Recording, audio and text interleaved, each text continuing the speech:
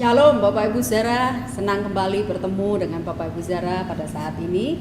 Mari bersama saya kita membuka dalam 2 Raja-Raja pasalnya yang ke-10, ayatnya yang ke-16 dan 17. Tapi sebelum kita membaca dan merenungkan firman Tuhan ini, mari terlebih dulu kita berdoa. Bapa, terima kasih sekali lagi kesempatan ini Tuhan beri buat setiap kami. Kami mau belajar tentang kebenaran firman yang mengingatkan kami dalam hidup kami sehari-hari.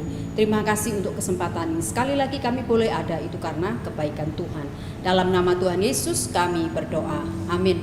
Ya Bapak Ibu, seperti tadi di depan sebelum berdoa saya mengajak kita membuka dalam 2 Raja-Raja 10 ayatnya yang ke-16 dan 17. Demikian bunyi firman Tuhan, berkatalah Yehu, marilah bersama-sama aku supaya engkau melihat bagaimana giatku untuk Tuhan. Demikianlah Yehu membawa dia dalam keretanya. Setelah Yehu sampai di Samaria, maka ia membunuh semua orang yang masih tinggal di keluarga Ahab di Samaria. Ia memusnahkannya sesuai dengan firman yang diucapkan Tuhan kepada Elia. Sekali lagi, ayat 16-17, berkatalah Yehu, marilah bersama-sama aku supaya engkau melihat bagaimana giatku untuk Tuhan.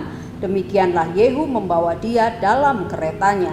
Setelah Yehu sampai di Samaria, maka ia membunuh semua orang yang masih tinggal di keluarga Ahab di Samaria. Ia memunahkannya sesuai dengan firman yang diucapkan Tuhan kepada Elia. Bapak Ibu, ini perikop dari pasal 10 ini ada beberapa ayat, 17 ayat, nanti Bapak Ibu saudara bisa membacanya lagi. Bapak Ibu, ini bicara tentang Yehu memunahkan keluarga Ahab. Jadi Bapak Ibu yang dikasih Tuhan, Tuhan pakai Yehu saat itu untuk menyampaikan pesan-pesan melalui Elia juga untuk disampaikan kepada Yehu dan disampaikan kepada Ahab.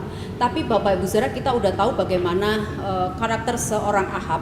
Kalau kita baca di pasal 10 ini, dia sampai rela mengorbankan anak-anaknya, dipenggal kepalanya karena kedegilan hatinya ketika Yehu menyampaikan surat kepada si Ahab untuk memperingatkan bagaimana Ahab seharusnya hidup dan bersikap. Tapi Ahab tidak memperdulikan apapun sehingga kelakuan Ahab itu punya side effect yang cukup besar buat keluarganya, khususnya untuk anak-anaknya yang jumlahnya cukup banyak itu. Sehingga kemudian karena Ahab degil hati, tetap pada pendiriannya dan tetap tidak mengindahkan peringatan Tuhan, maka kemudian Yehu menepati janjinya memusnahkan mereka. Bahkan anak-anaknya ini dipenggal semua kepalanya. Sampai detik itu pun kita melihat Ahab tetap tidak bergeming. Maka kemudian kalau tadi kita baca sampai pada ayat yang ke-16 dan 17, Yehu menyatakan bahwa bagaimana aku sudah melakukan segala sesuatu yang diperintahkan Tuhan dengan giat. Maka tidak ada yang tidak akan terjadi kalau Yehu melakukan segala sesuatu. Dia tahu bahwa dia tidak melakukan atas inisiatif dirinya sendiri, tapi karena Tuhan yang sudah berfirman dan meminta dia melakukan itu. Maka kemudian di ayat 17 di sana dikatakan ketika dia sampai di Samaria, maka ia membunuh semua orang. Kalau dilihat cerita ini, kisah ini memang cukup serem ya Bapak Ibu. Bagaimana Tuhan tuh kalau sudah menyatakan sesuatu, melakukan kehendaknya, tidak ada orang yang bisa menentangnya. Bahkan kalau dibaca ini bagaimana itu orang-orang itu dimusnahkan sampai ke akar-akarnya, kurang lebih begitu ya, nggak ada yang tersisa. Kalau dibaca-baca, direnung-renungi, waktu saya membaca ini serem juga, ngeri juga begitu ya. Tapi Tuhan meminta apa yang dilakukan oleh Yehu itu sesuai dengan apa yang ia inginkan. Karena apa? Karena kondisi bangsa ini, Israel tentunya, adalah bangsa yang selalu saja Bapak Ibu Saudara berkali-kali selalu mendukakan hati Tuhan. Tuhan berkali-kali dikhianati begitu kurang lebih ya, sehingga ketika Tuhan memberikan perintah peringatan, mereka pun tetap juga tidak mengindahkan. Seperti Ahab, Tuhan sudah ingetin enggak diindahkan, tetap dia kekeh dengan pendirian dan kekeh juga dengan apa yang dia inginkan secara pribadi. Maka kemudian ayat 17 di sana Yehu sampai di Samaria dan membunuh semua orang yang masih tinggal di keluarga Ahab. Bayangin Bapak Ibu Saudara, semua orang tanpa terkecuali. Saya jadi membayangkan mungkin ada anak-anak kecil, mungkin juga masih ada bayi dan lain sebagainya, ada ibu hamil mungkin di sana. Tapi Tuhan udah minta Yehu untuk menghabisi, memusnahkan mereka semua tanpa terkecuali. Dan kemudian Yehu melakukan tugas itu dan firman Tuhan berkata, ia memusnahkannya sesuai dengan apa? Sekali lagi ya, bukan maunya Yehu. Artinya begini, Yehu dipakai Tuhan. Dan Yehu saya kira juga bukan orang yang sembarangan main bunuh begitu ya. Tapi Yehu juga adalah orang yang dengar akan Tuhan, dengaran akan Tuhan. Dan kenapa dia dipilih oleh Tuhan? Ya karena memang Yehu berkualitas dibanding dengan yang lain. Artinya punya nilai lebih begitu ya, sehingga dipilih Tuhan untuk melakukan apa yang Tuhan ingin nyatakan kepada bangsa itu. Maka kemudian dikatakan oleh firman Tuhan, ia memusnahkannya sesuai dengan firman yang diucapkan Tuhan kepada Elia. Jadi saya kira juga bukan sembarangan main bunuh begitu ya. Dan kemudian kalau kita baca ayat berikutnya 18 dan seterusnya, di sana Alkitab memberi judul Yehu menghapuskan penyembahan Baal. Jadi memang kondisi bangsa itu dalam pengikutan akan Tuhan jauh daripada Tuhan. Bahkan mereka menggantikan Tuhan.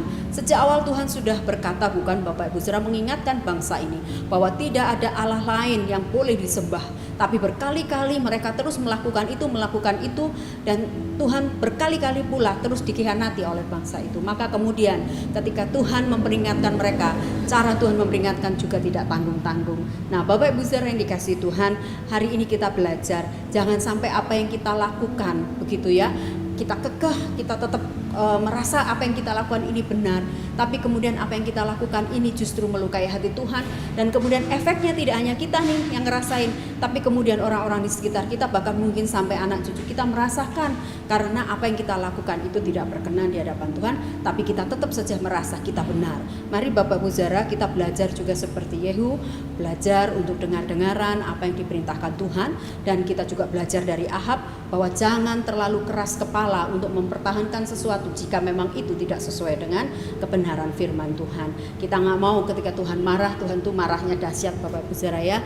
Oleh sebab itu jam ini mari kita mengkoreksi kembali diri kita masing-masing. Mari kita belajar seperti Yehu yang dengar-dengaran akan perintah Tuhan, dan jangan belajar seperti Ahab yang keras kepala itu sehingga ia tetap kekeh dengan pendiriannya walaupun sampai mengorbankan banyak orang yang dikasihinya dalam hidupnya.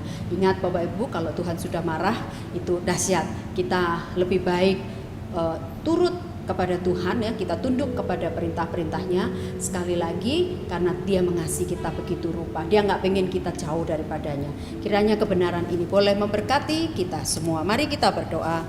Terima kasih Tuhan untuk kebenaran singkat pada saat ini. Kau berkati kami semua yang sudah mendengarkan. Ajar kami tidak keras kepala, tidak maunya kami sendiri Tuhan, sehingga kami tidak bisa lagi memahami maksud Tuhan dalam hidup kami. Ampuni kami jika ada hal-hal yang sampai hari ini masih juga kami pertahankan, padahal kami tahu Tuhan tidak suka akan itu semua. Ampuni kami Tuhan, berkati setiap kami yang sudah mendengar apa yang boleh hamba sampaikan ini. Kiranya jadi berkat di tengah pergumulan masing-masing kami, berhadapan dengan situasi kami masing-masing. Mari Tuhan Engkau berkemurahan supaya hidup kami boleh berkemenangan bersama dengan Tuhan. Ampuni kami sekali lagi jika kami masih mempertahankan hal-hal yang masih melukai hati Tuhan. Di dalam nama Tuhan Yesus kami berdoa. Amin.